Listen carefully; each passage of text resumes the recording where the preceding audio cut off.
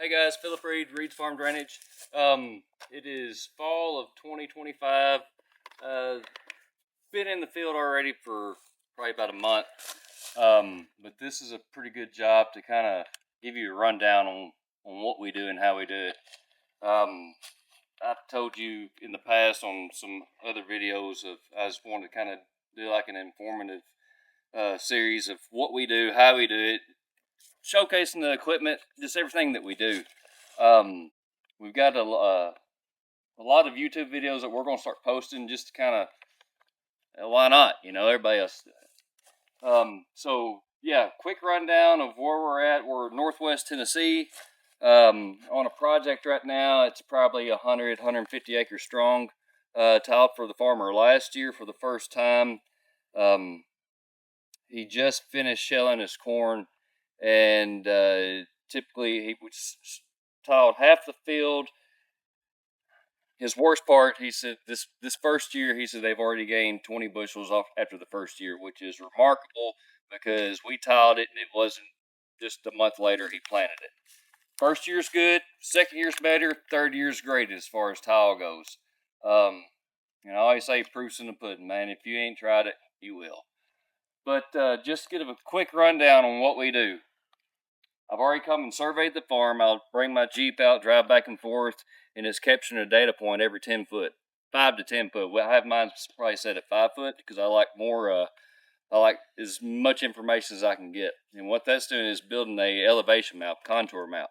And I've got another video of that of showing how I've done that. But this farm has already been surveyed. I'll take that information back to my office. I'll design the layout of the tile, what size mains we'll use, what size, how much lateral we'll need. We'll use a 4-inch lateral. And on this particular job, we've got a 12-inch main, step down to a 10-inch main, step down to an 8-inch main, step down to a 6-inch main. A lot of people ask, well, what size pipe will you use? Well, it depends on how many acres you're putting on that pipe. This farm is large enough where we're going to need a 12-inch main. Sometimes it needs bigger. Anything past a 12 or a 15, that's when we try to look for different options. I mean, I know a lot of guys they've got the capability of putting in 36-inch dual wall. And we can too, but if we've got the opportunity for outlets, we won't. So typically we don't have to. But so on this main or on this job, we've got 12-inch, 4-inch, trying to think of anything else. That's about it. The pipe. A lot of people ask me, what's the difference between the blue pipe and the black pipe? Different manufacturer. We've got a handful of different manufacturers that we'll use. It's all about finding a good sales rep, somebody that you can trust, and getting the product when you need it on time. And the blue pipe, it's manufactured by Timewell. I know a lot of guys are kind of Timewell, but they treat me good, and I don't have to wait too long. But as far as the tile, how does it work? The tile has small slits in it, small knife cut slits in it. You can get the knife cut slits, the standard slits, or a perforated hole. You don't want too big of a hole because it'll suck too much dirt in and stop the tile up. How long does tile last? As long as it's put in the ground right, it'll last a lifetime. We haven't seen the end of it. Is there a lot of maintenance to it? Not really. Occasionally, we'll run into a farm that's got a lot of voles. If you don't know what a vole is kind of a hybrid between a mouse and a mole. They'll burrow down into the ground and they'll chew small holes in it. And if you ever get a larger diameter hole than what the tile is designed for, it'll start sucking dirt down in it, and it'll stop the tile up. So we'll come out, cut that spot out, splice a new piece in, and cover it up. That's pretty much it. Past that, the biggest thing that we run into as far as what makes our job a little bit not questionable, but can just be a hurdle. Old tile. If there's old tile in the ground and we don't know it and you don't know it and we bust through it and it was still somewhat effective, well, then it's going to make a bad wet spot. And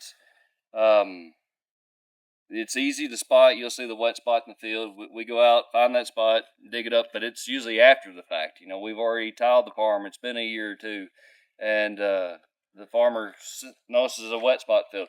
But that's the maintenance stuff. Your outlet, you keep your outlet clean and out of the mud. That's pretty much it. But past that, it's usually once we install it, we walk away, you walk away, and it does its thing. There's no annual cost of it. It's once it's in the ground and paid for, it's done.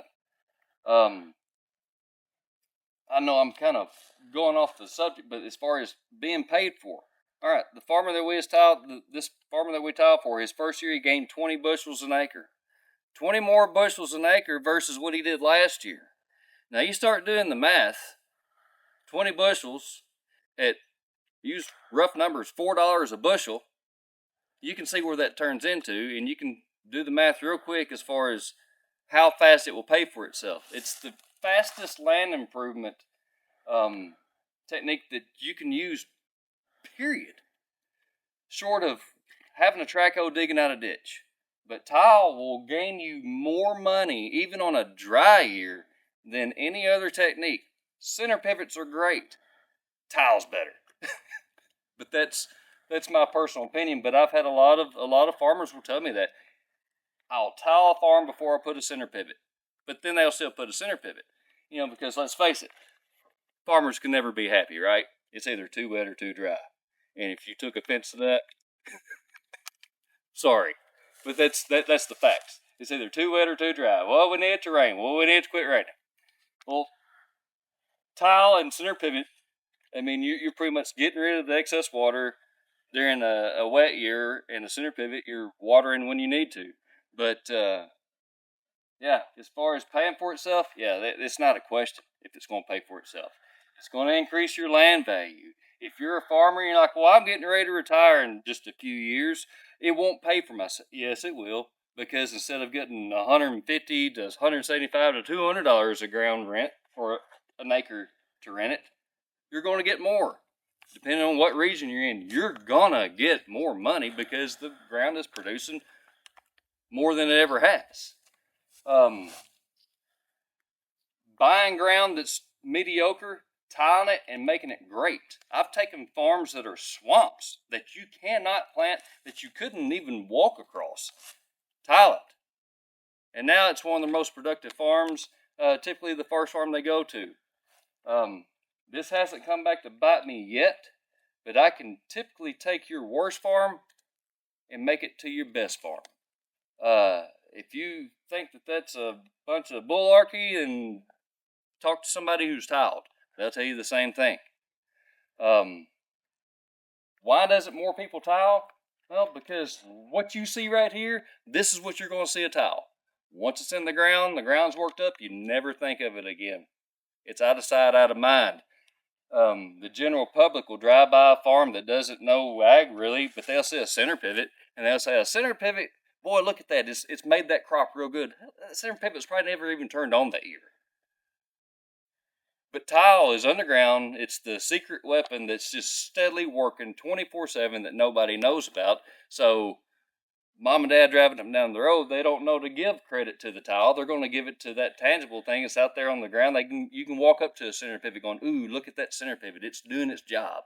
Now, I'm not saying that it doesn't, but the tile is the,